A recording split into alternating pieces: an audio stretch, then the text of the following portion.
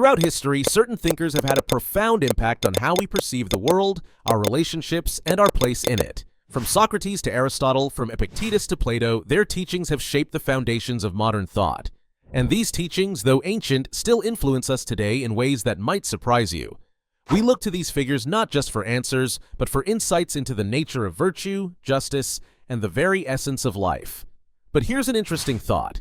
Could a modern-day leader, someone who stands in the spotlight of politics, actually be echoing the wisdom of these ancient minds?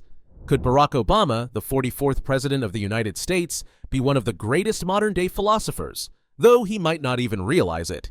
Now, I know what you're thinking. Obama, a philosopher? Sure, he was a gifted orator, a charismatic leader, and someone who embodied hope for many people. But philosopher? That's a stretch, isn't it? Or is it? Let's step back for a moment. Ancient philosophers like Socrates, Plato, and Aristotle didn't just teach abstract theories. They sought to shape the very way people lived. They emphasized the importance of virtue, responsibility, and thinking critically about the world around us. Their ideas laid the groundwork for Western civilization. But what happens when we look at Barack Obama's speeches, not just as political rhetoric, but as modern-day reflections of those same timeless ideas?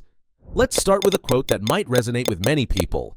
The best way to not feel hopeless is to get up and do something. Sound familiar? It's a call to action, to take responsibility, and to confront despair with positive, deliberate effort. But take a moment to think about it. Doesn't that sound an awful lot like Socrates' view on living a meaningful life? Remember his famous words, "The unexamined life is not worth living." Could it be that Obama's call to action mirrors the core of Socrates' idea that living with purpose requires engaging with the world? Could this be more than just a rallying cry for a political campaign? Now, let's consider another quote from Obama. "We are the change that we seek."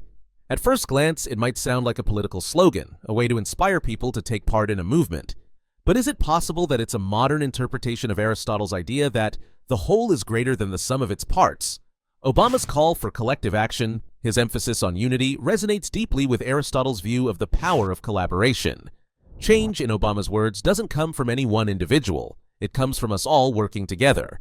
Isn't that what Aristotle meant when he spoke about the interconnectedness of individuals within a community? Responsibility. This idea that we shape our future, that it's within our control. Obama embodies this in his words. But remember what Epictetus, the Stoic philosopher, said. It's not what happens to you, but how you react to it that matters. Both Obama and Epictetus are calling us to take ownership of our actions, to recognize our power in shaping our own lives.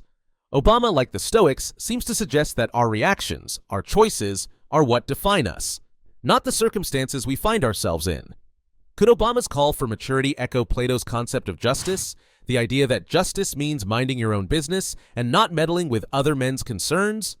In Plato's Republic, justice involves understanding your role in society and performing it without being distracted by petty conflicts or selfish desires.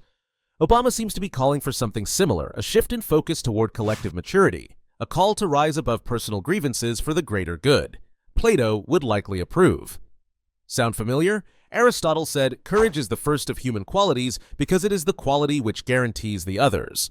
Courage, for both Obama and Aristotle, is a foundation. It allows us to face the challenges of life head-on, even when fear threatens to overwhelm us. Barack Obama, philosopher? It's a bold claim, but when you really think about it, perhaps he's more in touch with these ancient ideas than we first imagined. His speeches, his calls for action, unity, responsibility, and courage mirror some of the most profound lessons we've learned from philosophers like Socrates, Aristotle, Epictetus, and Plato.